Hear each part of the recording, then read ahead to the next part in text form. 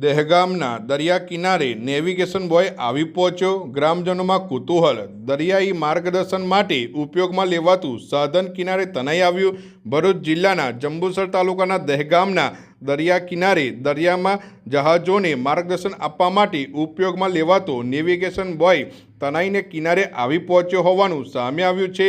સ્થાનિક લોકો દ્વારા દરિયા કિનારે આ વિશાળ બોય જોવા મળતા કુતૂહલ સર્જાયું હતું। માહિતી મુજબ નેવિગેશન બોય દરિયામાં જહાજોને સલામત માર્ગ દર્શાવવા, ખતરનાક વિસ્તારોની જાણ કરવા તેમજ ઊંડા પાણીના માર્ગોની ઓળખ માટે ઉપયોગમાં લેવાતું મહત્વપૂર્ણ દરિયાઈ સંકેતક સાધન છે। સામાન્ય રીતે આવા બોયને મજબૂત સાંકળો અને એન્કર દ્વારા દરિયામાં નિશ્ચિત સ્થાન પર સ્થાપિત કરવામાં આવે છે। જો કે દરિયામાં આવેલા તોફાન, ઊંચા મોજા અથવા સાંકળ તૂટી જવાના કારણે તે પોતાના મૂળ સ્થાનેથી ખસી જઈ દરિયા કિનારે પહોંચી શકે છે।